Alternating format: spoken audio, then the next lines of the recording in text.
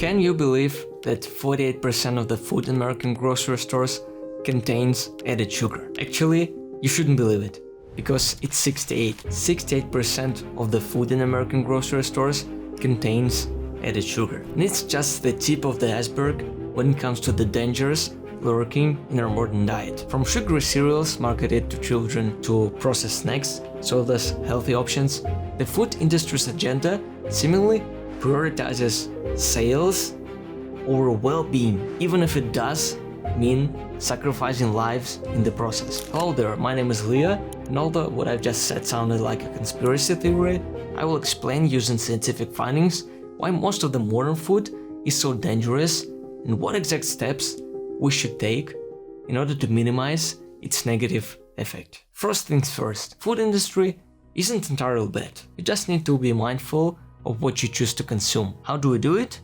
First, let's define what unprocessed foods are. Basically, they are close to its natural state and typically contain only one ingredient: fruit, vegetables, poultry, fish, eggs, milk, nuts, whole grains, and meat. Processed foods are the opposite.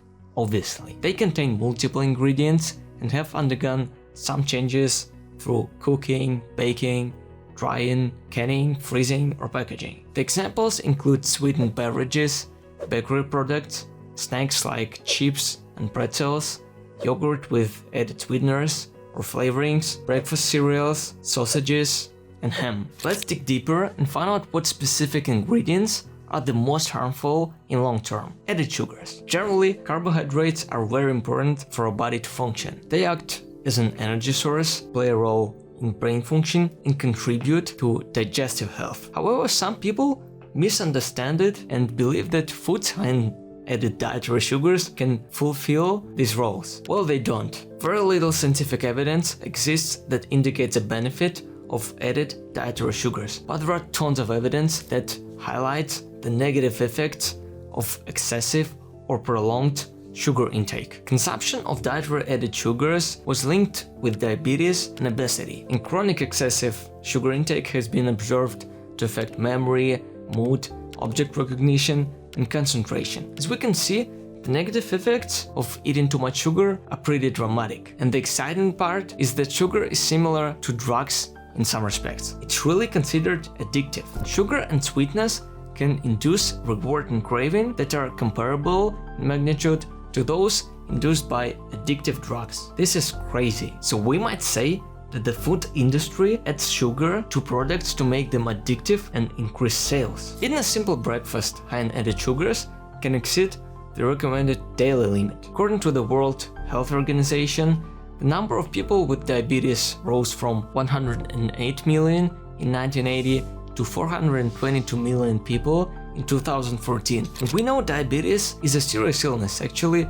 it's a major cause of kidney failure, heart attacks, and stroke. This is crazy. Overcoming addiction isn't an easy feat, but if you want to achieve something that others don't achieve, maybe you need to do something that they don't do, right? I, for one, don't eat food with added dietary sugars, except for some rare cases like certain family or friend occasions. Maybe I will stop even this, but still, if you look at the bigger picture, it's not as crucial. What matters is what you do in long term. If this strategy of fully denying the pleasure doesn't work for you, and you sometimes give up and eat even more than you otherwise would, then it's not the best option. At least reduce the amount of such foods you consume daily, and still your body will really thank you. Right, let's move to our next cool part. Let's talk about fiber. Popular topic when it comes to healthy eating, and it is popular for a reason actually. Firstly, what is it in simple words? In simple terms, fiber is a type of carb found in plant-based foods that our bodies can't fully digest or absorb. Okay, so what's good about something that we can't fully digest and absorb? Actually, there are some great things about it. First, its consumption is associated with improved gut health. Our bodies are bustling cities full of microorganisms, including bacteria. These creatures inhabit various regions of our bodies, from skin to gastrointestinal tract. In the gut, they form a complex ecosystem known as the gut microbiome, where they aid in digestion, produce essential nutrients like vitamin B and K, and just like any other organism, bacteria that live in our body need to get food from somewhere. Human beings can't digest fiber, so it reaches the large intestine relatively unchanged. But bacteria can, so when we consume it, we provide them with the needed food. Second, consuming fiber can indirectly help with weight management. Fiber-rich foods are often low in calories and help promote feelings of fullness. This mostly applies only to soluble fiber. And third, it may be involved in blood sugar control. Some types of fiber can help stabilize blood sugar levels by slowing down the absorption of sugar in the bloodstream. This can be especially beneficial for individuals with diabetes or insulin resistance. So what foods contain large amounts of fiber? Berries, some fruit, vegetables, legumes, whole grains, nuts and seeds. Basically, there are lots of options to choose from. It's awesome. Right guys, enough of carbs. Let's talk about fats, namely trans fats. They are a type of fat that have undergone the process which transforms liquid oils into solid fats. While small amounts of naturally occurring trans fats can be found in some animal products, the majority of trans fats in the modern diet are artificially created through industrial processes. They have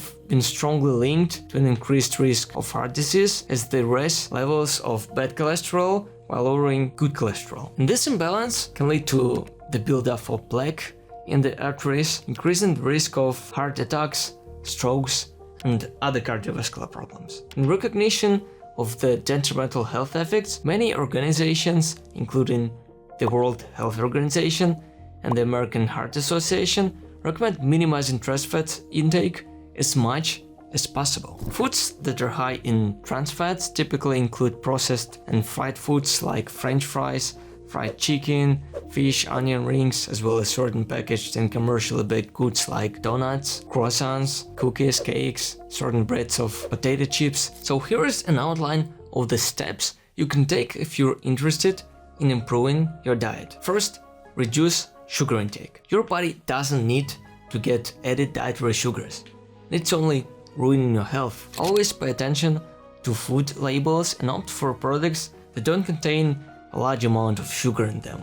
Or even better, don't contain it all. Second, think about your fiber intake. Fiber is an important part of a balanced and healthy diet, so eat more products like fruits and vegetables, whole grains, legumes, nuts and seeds. And third, avoid groceries that contain trans fats. Even though this stuff may be extremely delicious, keep in mind that you shouldn't eat lots of it. And finally, don't panic. If you're still here, you're already on the right way. I truly hope this video is helpful. Subscribe if you wanna see more, and definitely have a good day.